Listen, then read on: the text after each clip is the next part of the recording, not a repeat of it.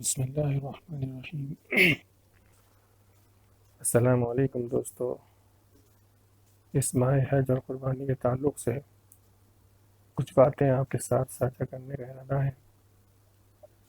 کاش یہ مہینہ ہمیں ان قربانیوں کی یاد دلا دے جو خدا واحد کو راضی کرنے کے لیے دی گئی تھی۔ جس زمانے میں قربانی کا مطلب بکری کی قربانی اور دعوت کا مطلب دعوت بریانی ہو، تو امید یہ ہے کہ یہ واقعات کچھ ہمارے احساسات کو روشن کر دیں۔ وقت کے ساتھ احساسات میں جو کمی واقع ہوئی ہے وہ ان واقعات کے دہرانے سے ضرور تازہ دم ہوگی۔ قربانی کا اسلام سے بہت خاص رشتہ ہے۔ ہمارے نبی صلی اللہ علیہ وسلم کو ان کے زمانے کے لوگ دو ذبیحوں کا بیٹا کہہ کر یاد کرتے تھے۔ اس لقب سے یاد کرنے کے پیچھے جو واقعات ہیں وہی آپ کی نظر کرنا ہے۔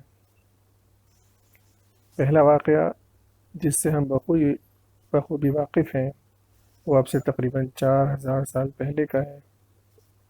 روایتوں کے مطابق اگر ہم ابراہیم علیہ السلام کے زمانے کو 2000 BC کا مانیں تو حضور صلی اللہ علیہ وسلم سے تقریباً 2500 سال پہلے کا یہ واقعہ ہے۔ یہ وہ واقعہ ہے جب ہمیں محبت اور بندگی سمجھانے کے لیے خدا نے اپنے محبوب کو امتحان میں ڈالا اور ہمیں سکھایا کہ محبت اور بندگی کیا ہوتی ہے۔ تو واقعہ کچھ یوں ہے، ایک نبی کو اشارہ ہوتا ہے کہ اس کا مالک، اس کا رب، اس کی ایک محبوب چیز کا طلبگار ہے۔ وہ نبی بہت غور کرنے کے بعد سمجھ جاتا ہے کہ میری سب سے محبوب چیز میرا بیٹا اسماعیل علیہ السلام ہے۔ بلا تردد وہ اپنے لخت جگر کو قربان کرنے کے لیے تیار ہو جاتے ہیں۔ یہی نہیں، وہ لخت جگر جس کی تربیت ایک بہترین ماں اور ایک بہترین باپ نے کی، فوراً تیار ہو جاتا ہے، اور اس پر شفیق باپ کو بیٹے کی نصیحت کہ آپ آنکھوں پہ پٹی باندھ لیں تاکہ حکم ادائیگی میں کوئی لغزش نہ ہو جائے، اور اس قربانی کے پیش کرنے پر اللہ رب العزت اتنے خوش ہوتے ہیں کہ حضرت اسماعیل علیہ السلام کی جگہ ایک دمبا قربان ہو جاتا ہے، اور اس عظیم قربانی کی وجہ سے ابراہیم علیہ السلام کو خلیل اللہ کا خطاب ملتا ہے اور اسماعیل علیہ السلام کو ذبیح اللہ کا خطاب۔ تو اسی واقعے کو ہم آگے بڑھاتے ہیں کہ ایک زمانہ گزر جاتا ہے، اسی خاندان میں پھر ایک واقعہ ہوتا ہے۔ یہ واقعہ نبی علیہ السلام کے والد عبداللہ کا ہے۔ واقعہ کچھ یوں ہے کہ نبی علیہ السلام کے دادا عبد المطلب جو بنو ہاشم کے سردار تھے نے نظر مانی تھی کہ اگر ان کے 10 بیٹے ہوں اور وہ جوان ہو کر ان کی مدد کے قابل ہو جائیں تو ایک بیٹے کو اللہ کے نام پر کعبے پر قربان کریں گے۔ یہ نظر مانی۔ جب بیٹے جوان ہوئے اور عبد المطلب نے ان کے سامنے اس نظر کو رکھا تو سارے بیٹے بخوشی تیار ہو گئے۔ جب بیٹوں میں قرہ ڈالا گیا تو اس میں عبداللہ کا نام آیا۔ یہ وہ عبداللہ ہیں جو عبد المطلب جن سے خاص محبت رکھتے تھے۔ جب عبداللہ کا نام آیا تو عبد المطلب اپنی نظر پوری کرنے کے لیے عبداللہ کو لے کر کعبے کی طرف چلے تاکہ اللہ کے نام پر ان کو قربان کریں اور اپنی نظر کو پورا کریں۔ قریش کے لوگوں نے ان کو مشورہ دیا کہ کیوں نہ قرہ ڈالا جائے اور عبداللہ کے مقابل کچھ اونٹوں کو رکھا جائے اور ان اونٹوں کو قربان کر دیا جائے۔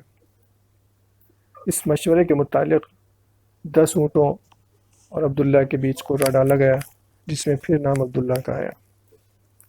تو پھر اونٹوں کے نمبر کو بڑھایا گیا اور بڑھاتے بڑھاتے 100 اونٹ جب ہو گئے تو قرے میں اونٹوں کا نام نکلا اور اللہ نے عبداللہ کو قربان ہونے سے بچا لیا۔ تو یہاں اس دوسرے واقعات میں اس بات کی توجہ دلانا ہے کہ عبد المطلب نبی نہیں تھے، مگر اللہ سے کی گئی نظر کا اتنا پاس و لحاظ تھا کہ بیٹے کو اللہ کے نام پر قربان کرنے کے لیے تیار ہو گئے۔ ایک واقعہ ابراہیم علیہ السلام کا کہ ایک اشارے پر اپنے بیٹے کو قربان کرنے کو تیار ہو گئے۔ ایک واقعہ عبد المطلب کا جو اپنی نظر کو، جو ایک وعدہ تھا اللہ سے، اس کو پورا کرنے کے لیے اپنے بیٹے کو قربان کرنے کے لیے تیار ہو گئے۔ تو یہ واقعات ہیں، یہ صرف کچھ بکروں کی قربانی یا جانور کی قربانی کا موقع نہیں ہے، بلکہ ان قربانیوں کو یاد کرنے کا موقع ہے جو اللہ کے نام پر اپنی محبوب چیزوں کی دی گئی۔ تو یہ ہمارے نبی کی ذات تھی جن کے وجود سے پہلے اللہ نے ایسے واقعات رونما کرائے اور ہمیں محبت کے آداب سکھائے۔